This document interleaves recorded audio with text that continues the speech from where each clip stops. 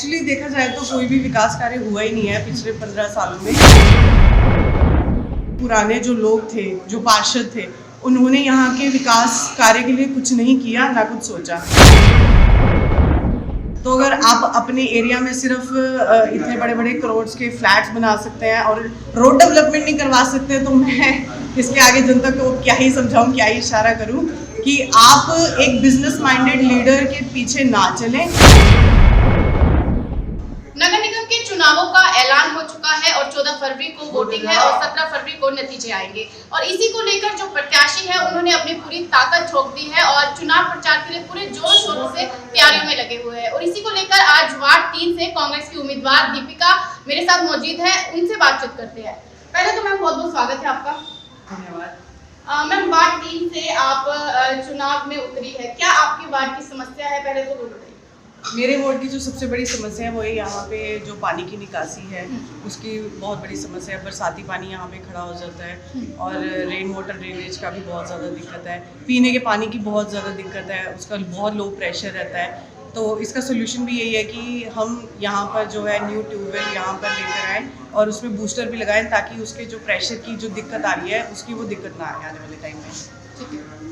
और जैसे कि पहले 31 के 31 वार्ड में एमसी जो रहे वो अकाली के रहे हैं, तो एक तरीके से पूरा राज अकालियों का, तो अब आप लोगों के बीच में जा रही है, किस तरह से लोगों की समस्या को सुन रहे हैं आप? क्या विकास कार्य नहीं हुए जो होने चाहिए? एक्चुअली देखा जाए तो कोई भी विकास कार्य हुआ ही नहीं है पिछले 15 सालों में। मैं खुद यहाँ पे पली बड़ी हूँ, तो मुझे पता है कि अभी तक यहाँ का जो नक्शा है वो वैसा का वैसा ही है, कुछ बदलाव आया नहीं है। ना यहाँ पे कोई इंग्लिश मॉडल स्कूल आया, ना यहाँ पे कोई अपडेटेड वेल मेंटेन डिस्पेंसरी आई है, कोई मेडिकल सेंटर नहीं है प्रॉपर, यहाँ पे कोई कॉलेज नहीं आए हैं। तो मुझे लगता है कि ये सब आने वाले टाइम में लाना बहुत ज़्यादा ज़रूरी है, जिसके लिए कांग्रेस बहुत ज़्यादा मेहनत कर रही है और ऑनरेबल दीपेंद्र सिंह ढीलों जी ने एक बहुत अच्छा प्लान बनाया हुआ है। इसीलिए वो हम जैसे यंग ब्रिगेड को आगे लाना चाहते हैं, ताकि आने वाली 50 सालों तक एक अच्छी डेवलपमेंट हो सके, जो एक सिटी सेक्टर्स का इंफ्रास्ट्रक्चर होता है, जिसमें आईटी सेक्टर्स होते हैं और कॉलेजेस होते हैं और एक अच्छा फायर डिपार्टमेंट हो, फायर ब्रिगेड्स हो, एक अच्छा हॉस्पिटल हो। इवन यहाँ पे आप ये देखिए कि इतने सालों में कोई मेडिकल फैसिलिटी नहीं थी अच्छी, और अभी थोड़े दिनों पहले ही ढकोली में एक बहुत अच्छी डिस्पेंसरी को एक हॉस्पिटल में अपग्रेड किया गया है। उसके लिए मैं बलबीर सिंह सिद्धू जी का और दीपेंद्र सिंह ढीलों जी का बहुत तहे दिल से शुक्रिया अदा करती हूँ, क्योंकि हमारे यहाँ के लोगों को बहुत दूर डेराबस्सी जाना पड़ता था मेडिकल फैसिलिटीज़ के लिए। तो मैं यही चाहती हूँ कि आने वाले चुनाव में लोग इस बात को समझें कि पिछले 15 सालों में पुरानी जो कमेटी थी, पुराने जो लोग थे, जो पार्षद थे, उन्होंने यहाँ के विकास कार्य के लिए कुछ नहीं किया, ना कुछ सोचा। उन्होंने सिर्फ और सिर्फ मतलब अपने, मैं कहती हूँ कि जितना भी जो भी गवर्नमेंट के पास फंड होता है यूज़ करने के लिए, वो हम जैसे जो लोग होते हैं टैक्स पे करते हैं, वही तो गवर्नमेंट के पास जाता है। गवर्नमेंट उसी फंड से तो हमारे लिए डेवलपमेंट करती है।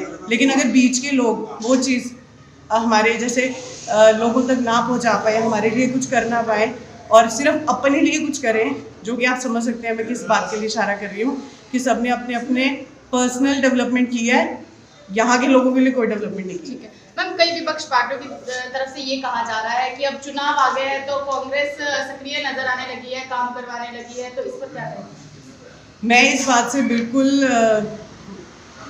एग्री नहीं करती हूँ, क्योंकि यहाँ के विधायक जो हैं वो आप जानते ही हैं कि कौन है। अगर वो चाहते तो वो डेवलपमेंट कर सकते थे, लेकिन उनके बावजूद यहाँ पे देखिए कि मेडिकल सेंटर दीपेंद्र सिंह ढीलों जी ने ही ओपन करवाया है। विधायक एन के शर्मा जी रह चुके हैं या अकाली की पार्टी की तरफ से ये कहा जाता है कि उनके द्वारा बहुत से विकास कार्य जयपुर में करवाए गए। मैम, कहने को तो बहुत कुछ कहा जाता है, लेकिन अगर उन्हीं के क्षेत्र की बात करूँ तो उन्होंने बड़े बड़े फ्लैट्स तो ज़रूर बनवा लिए हैं, लेकिन उन्हीं के वहाँ के एरिया की सड़कों का बुरा हाल है। आप खुद ही वहाँ पे अगर शाम को जाएंगे तो वहाँ पे इतना ट्रैफिक जैम होता है कि वहाँ से निकल पाना ही बहुत मुश्किल होता है। तो अगर आप अपने एरिया में सिर्फ इतने बड़े बड़े करोड़ के फ्लैट्स बना सकते हैं और रोड डेवलपमेंट नहीं करवा सकते, तो मैं इसके आगे जनता को क्या ही समझाऊं, क्या ही इशारा करूं कि आप एक बिजनेस माइंडेड लीडर के पीछे ना चलें। आप कंपैरिजन करें कि पिछले 4 सालों में कांग्रेस ने कितनी यहाँ पे विकास की है। इवन पिछले कितने सालों से बल्टाने की सबसे बड़ी समस्या थी बिजली की। गर्मियों में यहाँ इतनी दिक्कत आती थी, बिजली की इतनी ज़्यादा प्रॉब्लम्स होती थी। मैं खुद इस चीज़ से बहुत ज़्यादा परेशान हुई हूँ अपने स्टडी टाइम में स्पेशली। और आज ऑनरेबल दीपेंद्र सिंह ढिल्लों जी ने बल्टाने के लिए एक इंडिविजुअल पावर ग्रिड जो है वो उसके लिए उन्होंने यस करवाई है। आने वाले टाइम में बल्टाने में बिजली की बिल्कुल दिक्कत नहीं आएगी। मार्केट वालों को कोई प्रॉब्लम नहीं होगी, स्टूडेंट्स को प्रॉब्लम नहीं होगी, क्योंकि यहाँ पे लाइट के कट्स नहीं लगा करेंगे। और जितनी भी यहाँ पे लो वोल्टेज तारें हैं उन्हें भी करेक्टर वायर्स में बदला जाएगा। एक प्रॉपर प्लानिंग की जाएगी। अगर पार्षद का चुनाव जीत लेती है तो अपनी वार्ड की जनता को क्या सौगात देगी? सबसे पहले क्या मुख्य काम है जो जनता जिससे जूझ रही है उसको सबसे पहले बताएं? यहाँ पर देखा जाए तो सच बताऊँ बेसिक एमिनिटीज में ही बहुत ज़्यादा दिक्कतें हैं। तो मैं सबसे पहले ये शुरुआत करूँगी कि जो हमारी बेसिक एमिनिटीज़ हैं मैं उनको ठीक करवाऊँ। जैसे कि एक वेल मेंटेन्ड पार्क होना चाहिए, अपने एरिया की बहुत अच्छी सफाई होनी चाहिए, कम्युनिटी पार्किंग हो।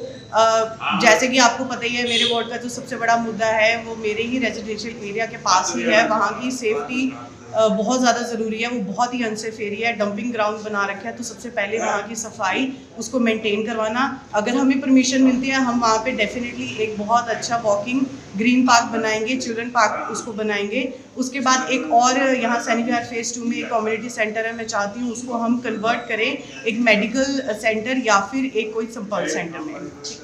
तो ये थे मेरे साथ वार्ड बल्टाना के वार्ड 3 से कांग्रेस की उम्मीदवार दीपिका, जिन्होंने बताया है कि अकालियों के कार्यकाल में कोई भी विकास कार्य यहाँ पर नहीं हुआ है और अब अगर वो चुनाव जीतती है पार्षद का तो इन सभी विकास कार्यों को वे करवाएगी और जनता की उम्मीदों पे पूरा खरा उतरेगी। मोहित और निधि की HBC न्यूज़ 18 के लिए।